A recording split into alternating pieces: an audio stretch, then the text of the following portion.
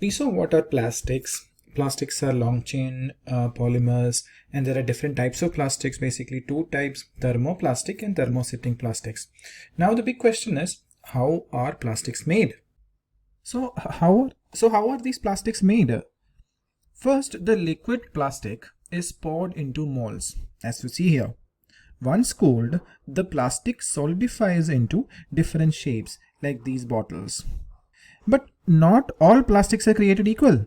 Some are colored by mixing dyes during the production so that we get different colors and shapes of buckets, we get different colors and shapes of water bottles, chairs, etc. etc.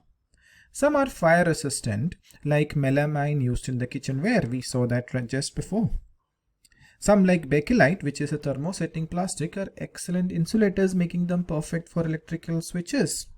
Plastic can be light, strong, and long-lasting. This long-lasting property of plastic is what is causing a major problem for our environment. Now let's find out let's try to discuss whether plastic is good or bad. Well, not all plastics are bad. We cannot deny the fact that plastic is everywhere. And honestly, we need it. Imagine life without plastic. No phones, no computers, no medical equipments. It would be impossible. The real question is which plastics are good and which ones are bad. Or I would put it in another way, which plastics are recyclable, which ones aren't. All plastics are not recyclable. Here is the deal. Thermoplastics can be recycled, but what does recycling plastic actually mean? Let's take a plastic bottle as an example. When you throw away a plastic bottle, it doesn't just disappear. It stays on earth as waste. But if these bottles are collected and shredded into tiny pieces, these plastic bits can be melted and remade into new plastic products, like another bottle or even something entirely different. This way, plastic doesn't end up as a waste. Instead, it gets a new life. Now, look at what happens when plastic cannot be recycled. It stays on Earth forever. It disrupts plants' life, it disrupts animal life, it disrupts aquatic life, it messes up literally everything.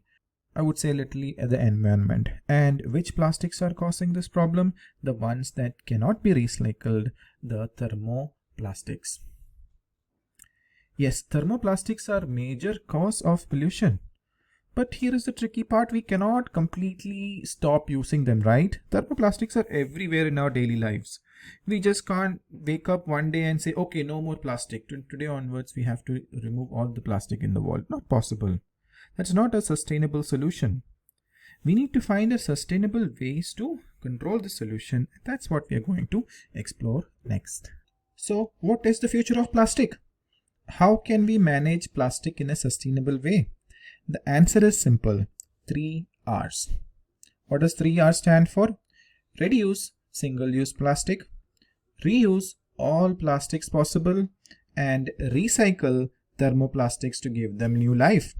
See, plastic has changed our world for better and worse. There is no question about that. But it also lasts for centuries. So, who is responsible for a safe future? The future of plastic is in our hands. So let's make it a responsible one.